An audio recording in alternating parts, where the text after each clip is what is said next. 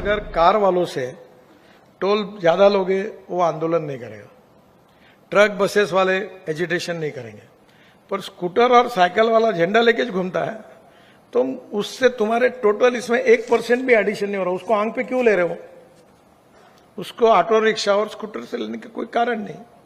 नमस्कार दोस्तों, जय जोहार। मैं कौशल तिवारी और भीनिया संझा में आपका स्वागत है। मोदी सरकार ने सुविधा देने के नाम पर जिस तरीके से टैक्स वसूली के नए नए फार्मूले सामने लाए हैं, उससे क्या मिडिल क्लास की तकलीफें बढ़ गई। महंगाई भी इसी वजह से बढ़ी और बेरोजगारी भी क्या इसी वजह से बढ़ी। यह सवाल इसलिए भी महत्वपूर्ण है क्योंकि आम आदमी को महंगाई की वजह से जीवन जीना मुश्किल, और अब मिडिल क्लास की तकलीफों का अंदाजा आरएसएस या हिंदूवादी संगठनों को भी धीरे धीरे होने लगा है। मिडिल क्लास की तकलीफों को देखकर पिछले दिनों आरएसएस के नेता गोपाल अग्रवाल, जो रायपुर सांसद के बड़े भाई भी हैं, उन्होंने फेसबुक में, ट्विटर में पोस्ट भी करके नाराजगी जताई थी।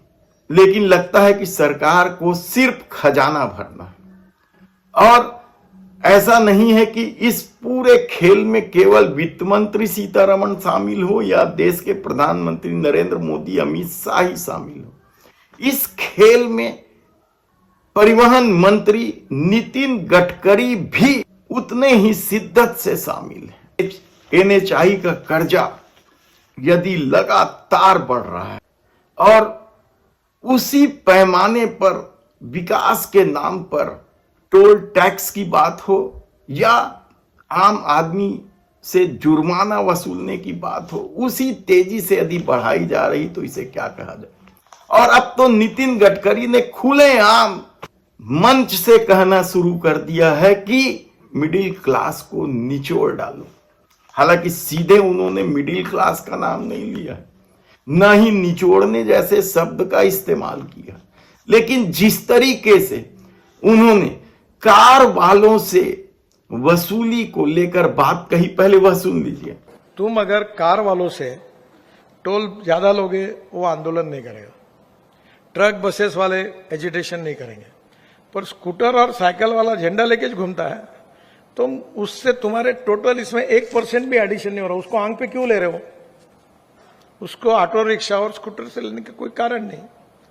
यानी आप सोचिए कि लोन लेकर मिडिल क्लास अपने सपने पूरे करता है, और उससे वसूली किस तरीके से करने का प्लान या वसूली को लेकर यदि दिमाग में परिवहन मंत्री की सोच है तो फिर इसे क्या कहा जाए। हालांकि इतनी वसूली के बाद भी, यानी टोल टैक्स के रूप में वसूली चल रही है, रोड टैक्स के रूप में वसूली चल रही है, अनाप शनाप जुर्माना वसूला जा रहा है। 20-20, 30-30 हजार रुपए के जुर्माने की खबरें तो आए दिन मीडिया की सुर्खियां बनी रहती है। और उसके बाद भी यदि 1750 किलोमीटर सड़क बेची जा रही है, 14 हाईवे सेक्शन की हैं ये सड़कें, बकायदा इसे लेकर टेंडर भी जारी किया गया था।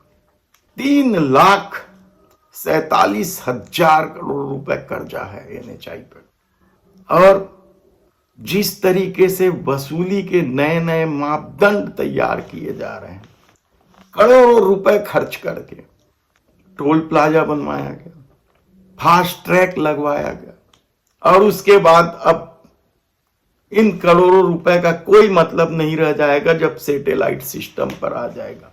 और यकीन मानिए, ये सैटेलाइट सिर्फ टोल वसूली नहीं करेगी, बल्कि आने वाले दिनों में वह स्पीड को लेकर भी जुर्माना वसूलने लग जाए तो कोई आश्चर्य नहीं है, क्योंकि जो सिस्टम लगाए जा रहे हैं वह सिस्टम में यह भी पता चलेगा कि किस सड़क पर गाड़ी कितनी किलोमीटर चलनी चाहिए। यदि आपने उससे, मान लो किसी सड़क में 40 किलोमीटर की रफ्तार से गाड़ी चलनी है और आपने 42 की चला ली, तो हो सकता है कि आने वाले दिनों में टोल टैक्स की वसूली के साथ जुर्माने का भी रसीद आपके पास पहुंच जाए।